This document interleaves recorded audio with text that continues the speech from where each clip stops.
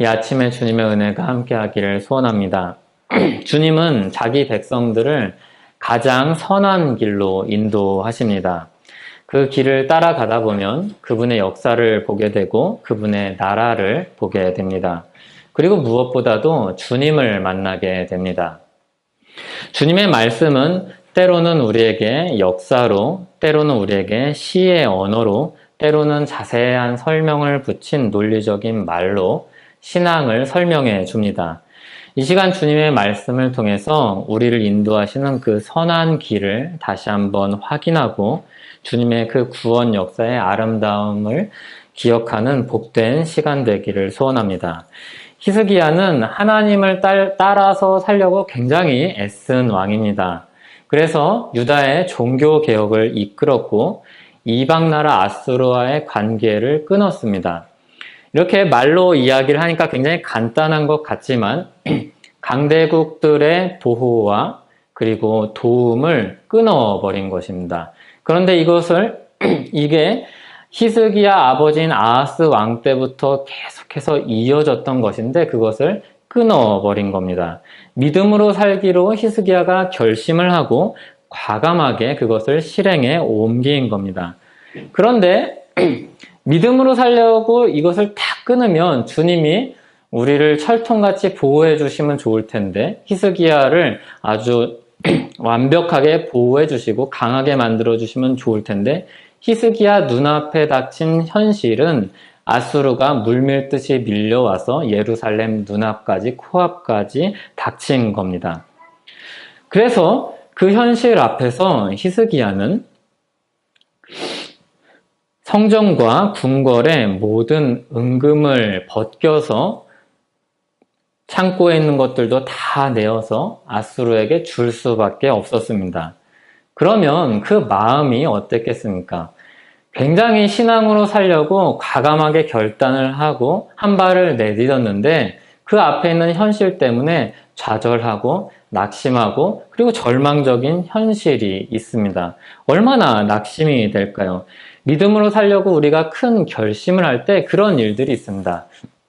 은혜를 받고 집으로 돌아가는 길에 이미 운전을 할 때부터 그리고 가족들과 이야기를 하면서 수도 없이 우리의 은혜가 깨어지는 경험을 했을 것입니다. 히스기야는 그런 일들 중에 좀 큰 일을 당한 것이죠. 신앙으로 살려고 행동으로 옮겼는데 막막한 현실이 자기 앞을 가로막고 있습니다. 하나님이 그런 히스기야에게 주시는 말씀들입니다. 지금도 주님이 세상을 다스리고 계신다. 여전히 주님의 백성을 인도하신다. 그러니까 믿음으로 주님의 구원을 보라. 이 말씀을 히스기야에게 주시는 겁니다. 이 말씀은 우리에게도 여전히 유효한 말씀입니다. 한 주간 동안 어떻게 지내셨습니까? 휴일이 있어서 좀 널널하셨습니까? 아니면 휴일 때문에 더 빡빡하셨습니까? 믿음으로 살려고 주일에 다짐했을 거고 수요일에 다짐했을 거고 아침 저녁으로 묵상을 하면서 주님 앞에 엎드리면서 이번 주에는 꼭 매일매일 묵상을 해야지, 기도를 해야지 이런 다짐을 했지만 우리 현실 앞에 닥쳤을 때는 그런 마음으로 한 주를 시작하지만 하루가 지나고 이틀이 지나면 그런 마음과 결심은 온데간데 없습니다. 아니 내가 그런 결심을 했다는 그런 생각조차 기억나지 않습니다. 현실은 덜컥덜컥 하면서 방지턱을 수십 개 넘었는데 눈을 들어서 앞을 보니까 방지턱이 이제 끝난 게 아니라 수백 개가 더 남아있는 것 같은 그런 느낌이 들 때가 있습니다. 히스기야 앞에 있었던 현실이 그렇고 우리의 현실이 그런 겁니다. 그때 주님이 히스기야에게 말씀을 통해서 격려하셨듯이 우리에게도 이 말씀을 기록하게 하셔서 그리고 읽게 하시고 주님의 그 격려를 듣게 하십니다. 지금도 주님이 이 세상을 다스리고 계신다. 여전히 주님이 그 백성들을 인도하신다. 믿음으로 주님의 구원을 어떻게 이루시는지 보라고 주님은 우리에게 격려하십니다. 그래서 우리는 이 말씀을 볼 때 주님이 어떤 분이신지 그리고 주님이 우리를 어떻게 통치하시는지 그것을 보게 됩니다. 34장과 35장은 똑같은 주제를 다루고 있는 양면입니다. 마치 책을 이렇게 펼치면 왼쪽에 한 면과 오른쪽에 한 면이 있듯이 이 양면에 똑같은 이야기를 해주고 있습니다. 그 내용은 하나님의 심판에 대한 내용입니다. 하나님의 심판은 불의한 자에게는 너무나도 두려운 날이요. 그리고 보기 싫은 괴로운 날입니다. 그러나 이 심판은 주님의 백성들에게는, 의로운 자들에게는 구원이요. 그리고 자유의 날이요. 억울함을 풀어주는 날이요. 정의가 시행되는 날입니다. 34장은 이 악인들을 향한 주님의 심판을 보여주고 35장은 의인들에게 펼쳐지는 주님의 심판으로 인한 결과를 우리에게 보여줍니다. 우리가 읽는 35장은 그 주님의 구원 역사를 보여주는 부분입니다. 주님의 백성들에게 심판은 억울함을 풀어주는 위로요, 힘으로 포악을 일삼는 자들로부터의 자유입니다.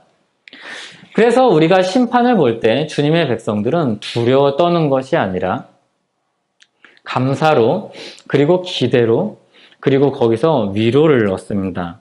이 말씀이 악하고 강력한 적을 눈앞에 두고 있는 히스기야를 위로합니다.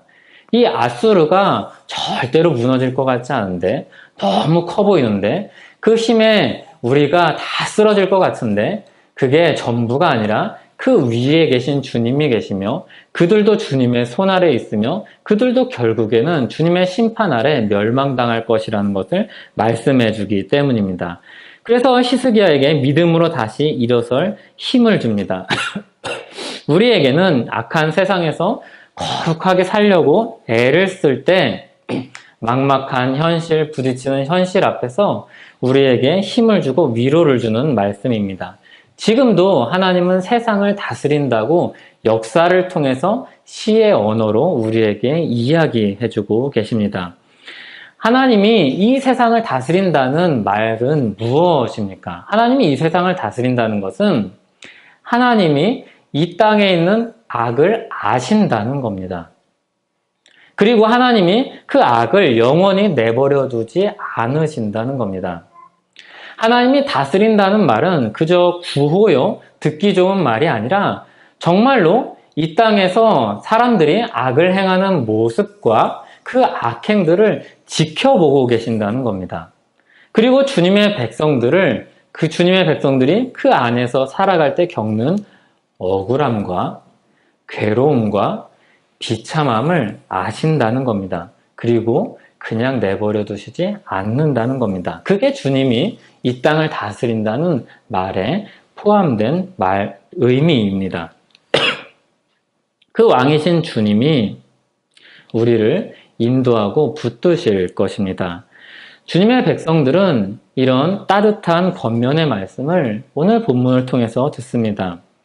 그리고 3절과 4절에서처럼 너희는 약한 손을 강하게 하라, 떨리는 무릎을 굳게 하라, 굳세어라, 두려워하지 말라, 보라 너희 하나님이 오사 보복하시며 갚아주실 것이라, 하나님이 오사 너희를 구하시리라. 이 말씀을 우리에게 들려주십니다. 주님이 온 세상을 통치하십니다. 그래서 이 사실을 주님이 영이시기 때문에 우리 눈으로 볼 수 없기 때문에, 하늘로 올라가신 주님이 우리 눈으로 볼 수 없기 때문에 말씀을 통해서 우리에게 계속해서 증거해 주십니다. 그리고 주님을 우리가 바라보게 합니다. 그 안에만 소망이 있고 미래가 있습니다. 주님의 정의는 반드시 실현될 것입니다. 주님의 정의가 실현된다는 이야기를 들으면 그것 좀 막연한 기대 아닌가 하는 생각이 듭니다.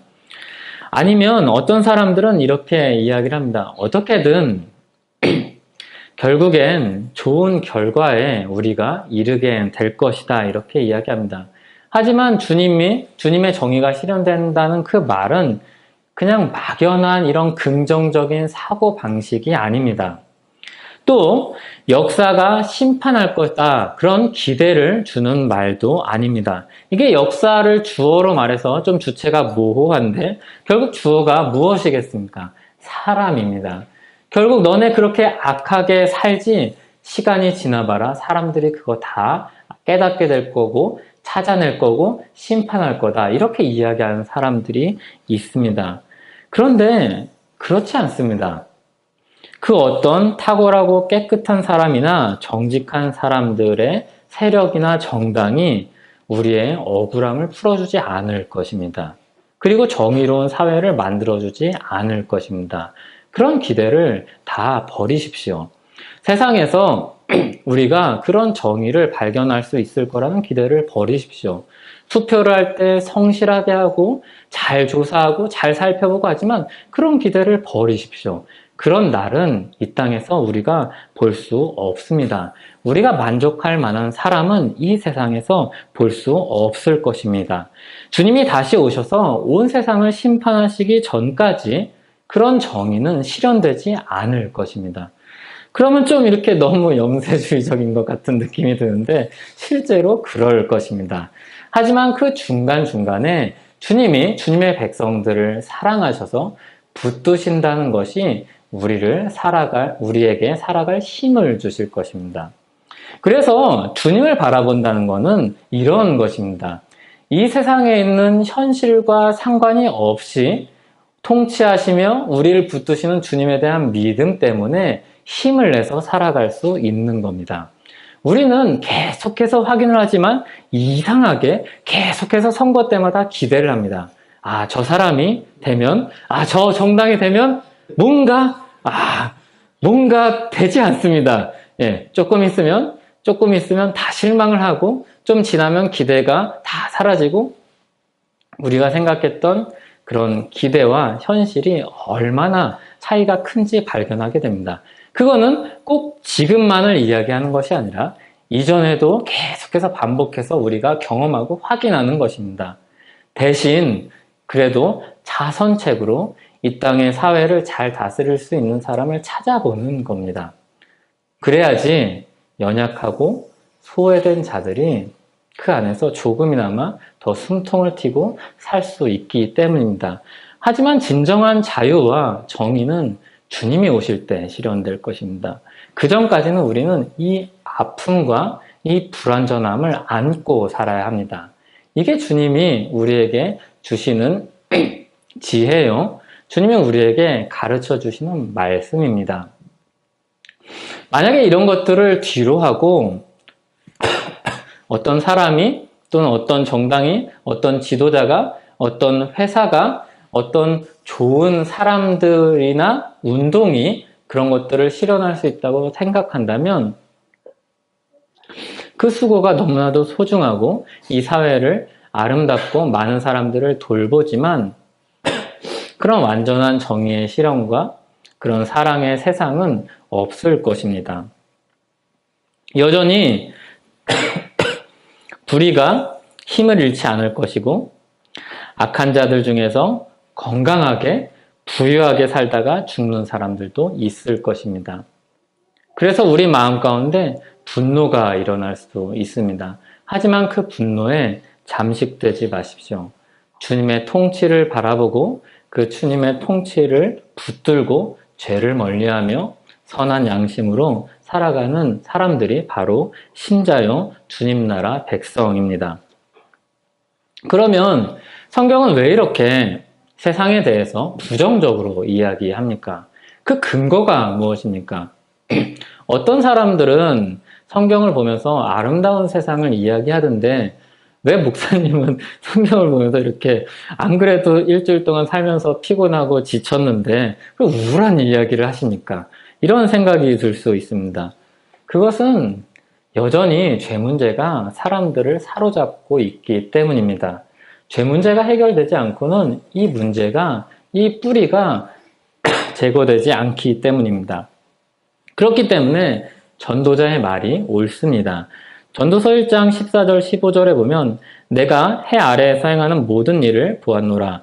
보라 모두 다 헛되어 바람을 잡으려는 것이로다. 구부러진 것도 곧게 할 수 없고 모자란 것도 셀 수 없도다. 그리고 전도서 4장 1절은 이렇게 이야기합니다. 내가 다시 해 아래에서 행하는 모든 학대를 살펴보았도다. 보라 학대받는 자들의 눈물이로다. 그들에게 위로자가 없도다. 그들을 학대하는 자들의 손에는 권세가 있으나 그들에게는 위로자가 없도다. 예수님이 다시 오셔서 심판하실 그날이 이르기 전까지는 그런 일들이 남아있을 것입니다. 특별히 이사야서 맥락에서는 더욱 그런 면들이 부각이 됩니다. 우시야 왕은 꽤 괜찮은 왕이었습니다. 그런데 죽었죠. 그리고 아하스 왕이 등극을 했는데 아하스 왕은 기대 이하의 왕이었죠. 그리고 오늘 본문의 배경인 히스기야 왕이 혜성처럼 등장했습니다. 유다의 종교개혁을 일으켰습니다. 아수르와의 관계를 끊어버리고 이제 주님의 백성답게 당당히 살 거다라고 외쳤습니다. 그런데 아수르 앞에 그 모든 정책과 그 모든 마음은 다 무너졌습니다. 그때 주님이 말씀하십니다. 소망이 없는 현실 앞에서 마음이 무너진 신자들에게 말씀하십니다.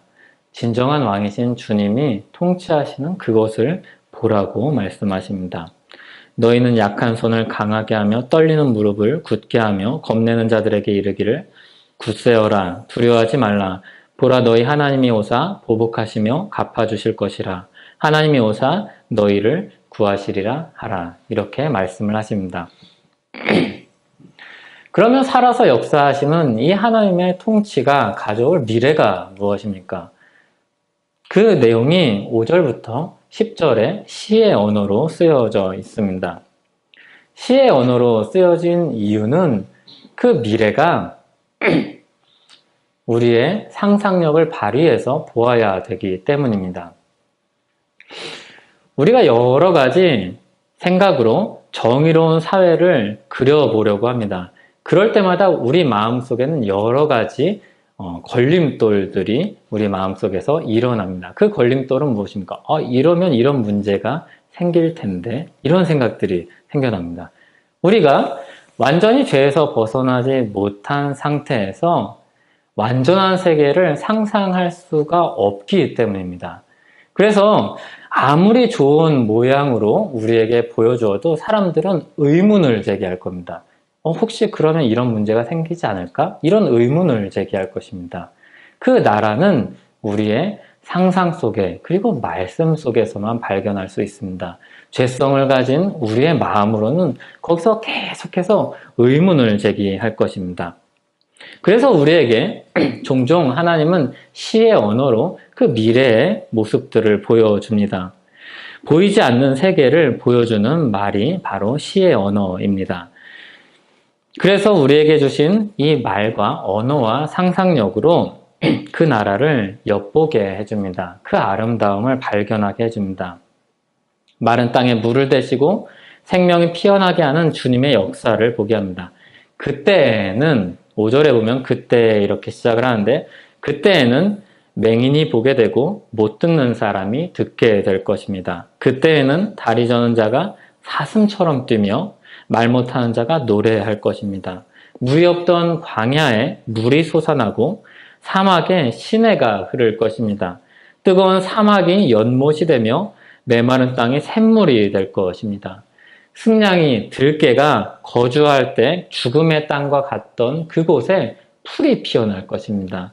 이 이야기는 무슨 말인가 하면 생명의 땅으로 변한다는 것입니다. 승냥이가 거주하는 곳은 어떻겠습니까?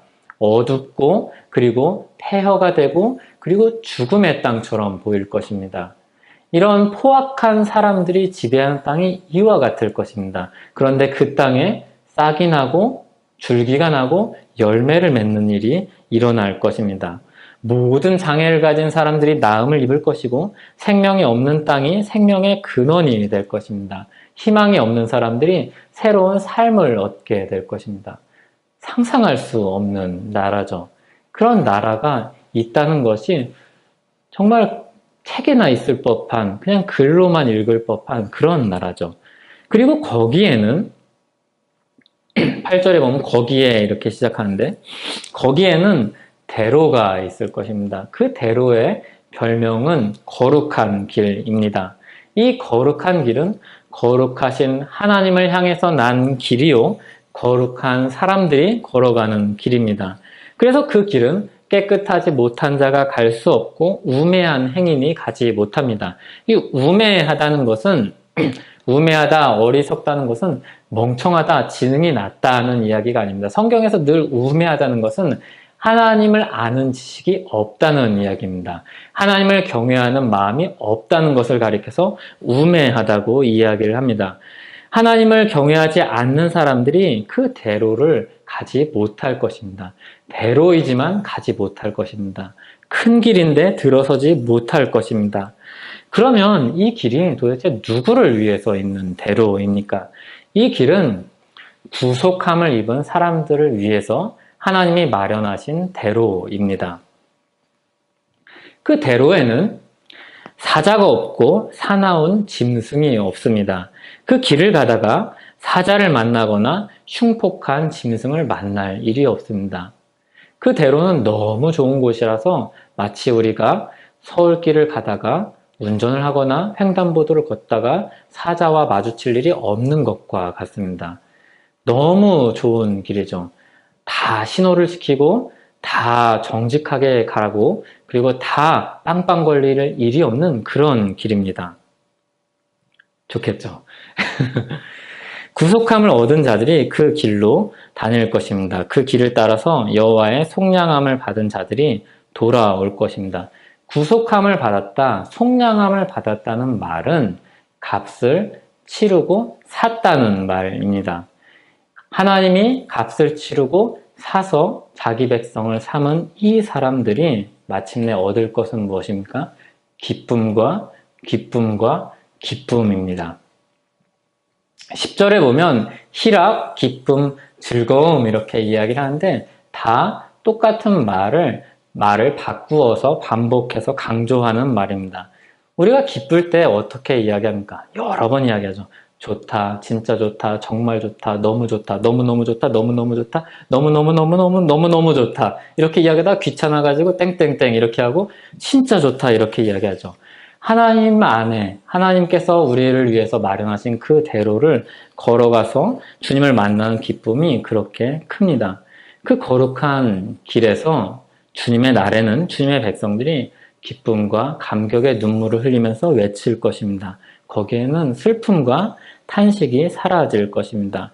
히스기야가 이런 통치를 자기 역사 가운데 어떻게 경험합니까? 정말로 주님 앞에 엎드렸더니 자기 앞에 있던 아수르의 그 대군이 물러가게 됩니다. 그렇게 무너질 것 같지 않았던 그 아수르가 멸망하게 됩니다. 그리고 히스기야는 생명을 연장받고 주님 앞에서 믿음으로 살아갈 수 있는 그런 시간, 그런 기회를 허락받습니다. 주님이 여전히 자기 백성을 다스리고 계시며 건지신다는 이 사실을 자기 삶 가운데 발견하고 경험합니다. 또한 아수르가 패망함을 통해서 정말로 하나님이 정의롭게 이 땅을 다스리고 계신다는 사실을 확인하게 됩니다. 이러한 주님의 역사는 주님의 오심으로 더욱 분명하게 실현이 됩니다. 그리고 주님이 다시 오실 때 완전하게 이루어질 것입니다.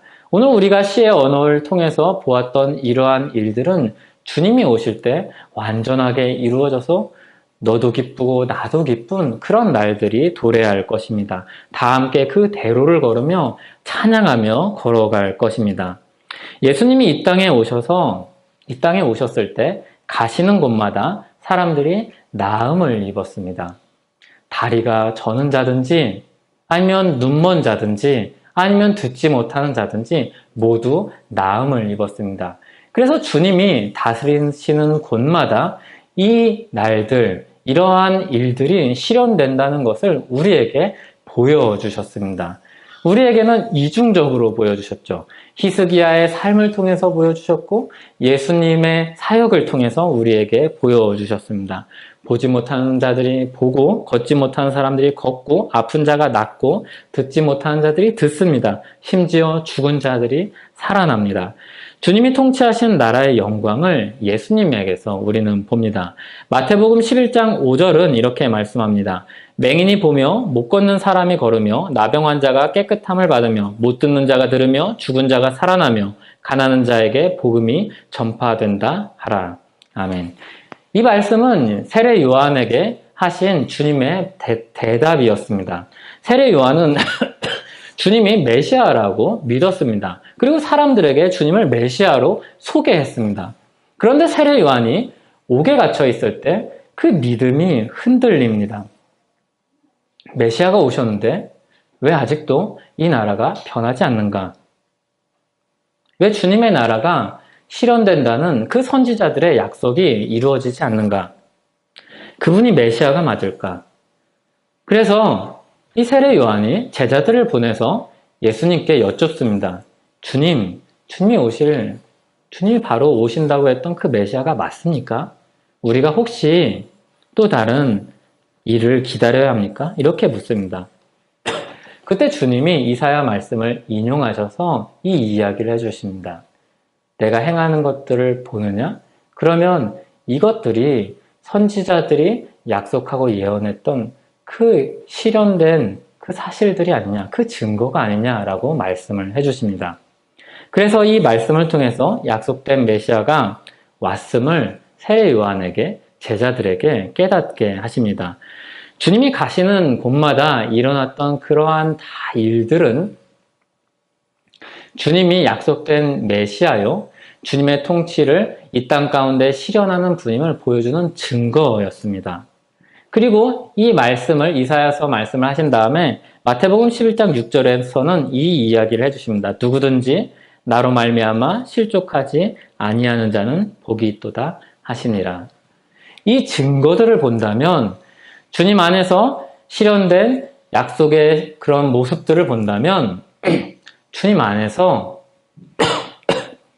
믿고 살아간다면 그 사람들, 실족하지 않는 사람들, 예수 그리스도 안에 있는 사람들은 복이 있다고 말씀을 하십니다.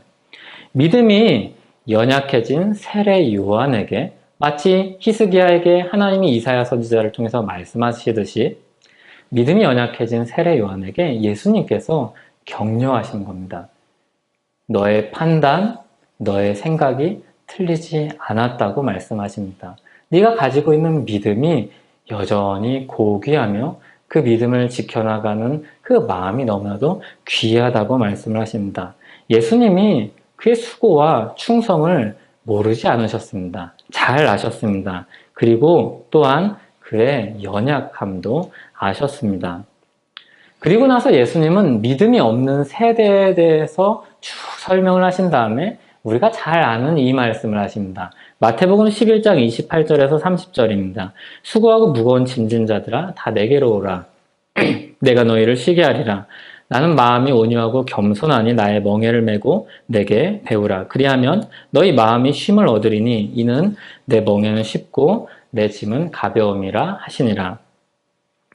죄로 인해서 지치고 수고하고 짐을 지고 사는 인생들을 부르십니다. 앞에서는 믿음이 연약하여진 세례 요한을 격려하셨다면, 그리고 이제는 곁에 있는 제자들과 무리들에게 말씀을 하십니다.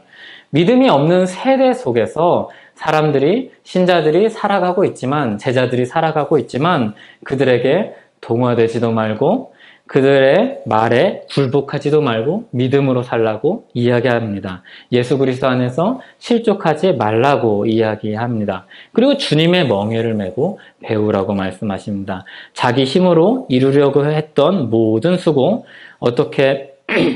어떻게든지 신앙으로 살아보겠다고 이야기를 했지만 내 힘으로 애쓰던 그 모든 짐들을 다 내려놓고 주님의 멍에를 지라고 말씀을 합니다. 주님의 멍에가 무엇이겠습니까? 주님이 지고 있는 짐이 무엇이겠습니까? 주님이 자기 어깨에 지고서 살아가는 것이 무엇이겠습니까? 철저하게 하나님을 향한 믿음과 순종의 삶입니다. 철저하게 하나님의 말씀을 따라서 살아가는 것이 주님의 멍에입니다. 거기에 왜 쉼이 있고 그것이 어째서 쉽고 가벼운 짐입니까? 우리가 지고 있는 짐은 무엇입니까? 우리의 힘으로 할 수 있다는 모든 생각, 우리가 신앙을 따라서 살아간다고 하지만 그런 모든 생각과 모든 시도조차도 우리가 지려고 할 때 그것은 모두 무거운 짐입니다. 거기엔 쉼이 없습니다. 왜냐하면 우리가 그것들을 이룰 수 없기 때문입니다. 우리가 그것을 지려고 할 때마다 넘어질 수밖에 없기 때문입니다. 그런데 주님의 멍에를 지면 주님을 향한 믿음과 주님의 말씀을 따라서 사는 그 순종의 멍에를 지면 처음에 느끼기에는 이 너무나도 높은 기준 때문에 무거워서 넘어질 것 같은데 오히려 너무나도 쉽고 가볍고 그 안에 안식이 있는 겁니다. 왜냐하면 그것이 거기에만 해답이 있기 때문입니다. 하나님의 주권에 우리 인생을 맡기는 일 외에 진정한 안식을 얻을 가능성이 없기 때문입니다. 주님을 믿고 사는 삶이야말로 우리에게 진정으로 안식을 주는 삶이기 때문입니다. 그래서 우리의 현실이 아무것도 바뀌는 것이 없는 것 같은데 주님의 통치를 믿고 바라보는 그 순간 우리 마음 가운데는 안식이 일어나고 그리고 우리가 그런 악한 현실에 매몰되지 않고 우리 삶을 일구어 나갈 수 있는 힘을 얻습니다. 그런 사람들 향한 분노와 그리고 불의를 향한 여러 가지 생각들과 여러 가지 시도들 그런 것들이 주님 앞에 다 안개처럼 사라지고 그것들을 다 내려놓고 주님의 통치를 믿고서 살아가는 가운데 주님이 우리 가운데 선한 삶을 살아갈 수 있는 여지를 주십니다. 우리가 우리의 힘으로 심판하고 싶은 마음이 종종 듭니다. 억울한 일을 당할 때, 불의한 일을 볼 때, 그리고 그럼에도 떵떵거리면서 사는 사람들을 볼 때 마음 깊은 곳에서부터 큰 분노가 일어나고 어떻게 하면 저 사람을 넘어뜨릴 수 있을까? 언제 저 사람이 쓰러질까? 하나님은 왜 저 사람을 내버려 두시는가? 이런 생각이 들 때 그 모든 분노와 복수심과 그리고 모든 그런 마음들을 주님께 맡기고 심판을 주님께 맡기고 우리의 삶을 살아가야 합니다. 거기에 우리 인생을 다 소진할 수는 없지 않습니까? 우리의 인생이 짧은데 우리가 해야 될 일들이 너무나도 많고 우리가 누릴 복이 너무 많은데 그런 악한 사람들 때문에 우리 인생을 다 소비할 수는 없지 않습니까?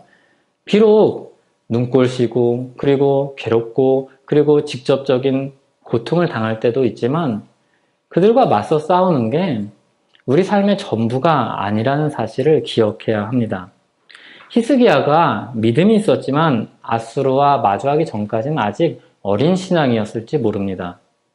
과감하게 신앙으로 살려고 시도를 했지만 그때는 아직 어렸을지 모릅니다. 이렇게 한 발 내딛으면 주님이 크나큰 복을 주시고 주님의 나라를 아주 변혁시켜 주실 거라는 그런 기대를 가졌는지 모릅니다. 자기 힘으로 신앙을 지키고 있었는지 모릅니다. 그 모든 수고와 무거운 짐을 스스로 지고 있었는지도 모릅니다. 히스기야의 종교개혁이 우리에게 아주 아름다운 모습이요. 그리고 우리도 거기서 본을 받아야겠지만 어쩌면 그때 히스기야는 어린 신앙을 가진 사람이었을지 모릅니다. 그리고 아수르가 쳐들어오자 그 연약함이 여실히 드러납니다. 자신의 수고와 짐이 얼마나 보잘것없는 것이었는지 자기가 가지고 있는 능력이 얼마나 별거 아닌지를 확인하게 됩니다. 그리고 주님은 그런 순간 그런 마음을 사용하셔서 그의 믿음을 성장시키고 단단하게 만드십니다. 우리가 믿음으로 살려고 할 때 실패하는 것은 영원한 절망이 아니요 사탄이 우리의 마음속에 속삭이듯이 아유, 또 실패했네 빈정거리면서 주님 앞에 부끄러운 시간이 아니라 주님 앞에 다시 일어설 수 있는 기회요. 주님은 그것까지도 다 사용하셔서 우리를 주님께로 더 가까이 인도하시는 방편입니다. 여러분 앞에 어떤 현실이 있습니까? 신앙으로 살려고 하는데 잘 안 됩니까? 착하게 살려고 하는데 자꾸 괴롭히는 사람들이 있습니까? 정직하게 살려고 하는데 속삭이는 유혹들이 있습니까? 주님의 말씀을 따라서 살려고 하는데 비아냥거리는 사람이 있습니까? 그 현실이 무엇이든지 유일하고 확실한 답은 주님께 있습니다. 우리를 구속하시고 우리를 다스리시는 하나님께 있습니다. 우리는 그의 소유입니다. 그의 소유된 백성입니다. 주님이 소유된 백성들을 지키실 것입니다. 주님은 그런 자기 백성들을 절대로 놓치지도 않으실 것입니다. 한 사람도 한순간도 실수하지 않으실 것입니다.